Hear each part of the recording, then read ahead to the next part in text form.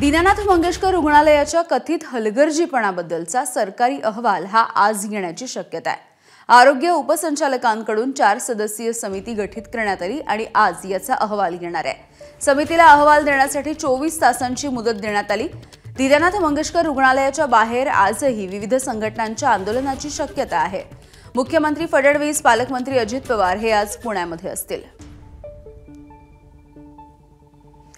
आमच्या प्रतिनिधी शिवानी पांढरे सध्या आपल्याला या संदर्भात माहिती देतील।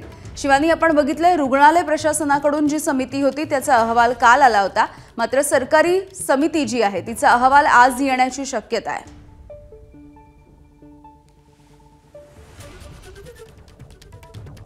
शिवानी, अहवाल देण्यासाठी 24 तासांची मुदत आहे आणि सरकारने जी समिती गठीत केली आहे त्याचा अहवाल आज येऊ शकतो।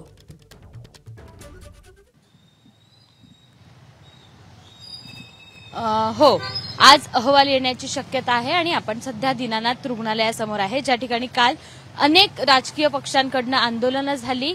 इथे काही प्रमाणात तणावाचं वातावरण निर्माण झालं होतं, त्यामुळे पोलीस बंदोबस्त देखील होता।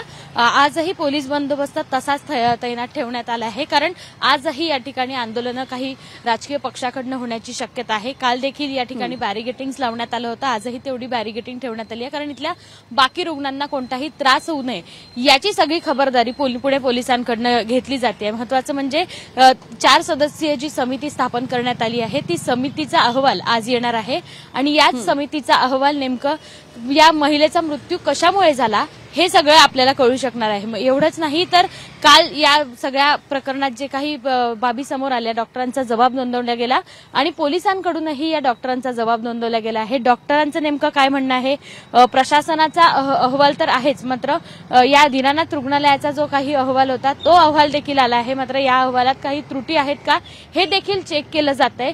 पुणे पोलीस असू देत किंवा आरोग्य विभाग असू देत, या सगळ्यांकडनं या सगळ्याची चौकशी सुरू आहे। आणि एवढंच नाही तर आता आज दिवसभर उपमुख्यमंत्री अजित पवार, मुख्यमंत्री देवेंद्र फडणवीस हे देखील पुण्यात आहे। ते देखील या सगळ्या प्रकरणावर लक्ष घालतायत का, ते देखील या सगळ्या प्रकरणासंदर्भात रुग्णालय प्रशासनाची भेट घेत आहेत का हे देखील पाहणं महत्त्वाचं आहे। आपण जर बघितलं तर इथे काल सगळ्या राजकीय पक्षांनी नोटा आणून जमा केल्या होत्या आणि हे जर प्रकरण आपण एकदा समजून घेण्याचा प्रयत्न केला तर साधारण 10 लाख रुपयाची मागणी या गरोदर महिलेकडे करण्यात आली होती। 10 लाख रुपये द्या तरच आम्ही तुम्हाला तुमची डिलिव्हरी करू असं सांगण्यात आलं होतं। या कुटुंबियांनी 3 लाख रुपयाची साधारण देतो आणि आमचं डिलिव्हरी करा अशी मागणी केली होती, मात्र 10 लाख दिले नाही तर आम्ही डिलिव्हरी करू शकत नाही असं या रुग्णालयाकडनं सांगण्यात आल्याचा आरोप कुटुंबियांकडनं होतोय।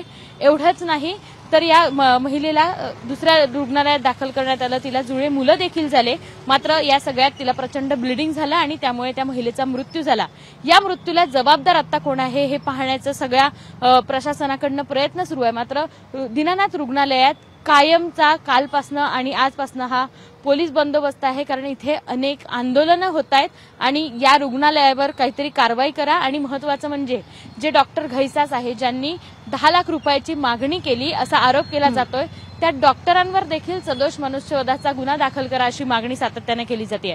काल पुण्यातल्या काही भाजपच्या महिलांकडनं या घैसास यांचं खासगी रुग्णालय आहे ते फोडण्यात आलं होतं। अर्थात त्यांच्या आईनी स्पष्टीकरण दिलं होतं की हे रुग्णालय म्हणजे घैसास यांचे आई वडील चालवतात आणि त्यांचे भाऊ चालवतात, इथे या डॉक्टर घैसासांचा काही संबंध नाही। आणि हे सगळं समोर आल्यानंतर भाजपच्या महिलांवर गुन्हा देखील रात्री दाखल करण्यात आलाय। पुणे पोलिसांकडनं डॉक्टरांचा जबाब नोंदवण्यात आला आहे। या महिलांवर देखील चुकीच्या पद्धतीनं तोडफोड केल्याप्रकरणी गुन्हा दाखल करण्यात आला आहे आणि आज दिवसभर या ठिकाणी विविध आंदोलनं होणार आहेत। मुख्यमंत्री उपमुख्यमंत्री पुण्यात असल्यानं ते भेट देतायत का हे पाहणं देखील आता महत्त्वाचं असणार आहे।